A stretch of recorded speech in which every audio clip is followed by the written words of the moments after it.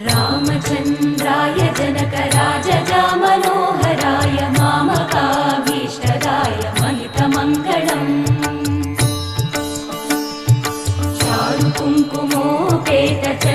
चारुकुङ्कुमोपेतचन्दनानुचर्चिताय हारकटकशोभिताय भूरिमङ्गलम् विमलरूपाय विविधवेदान्तवेद्याय सुजनचित्तकामिताय सुभगमङ्गलम्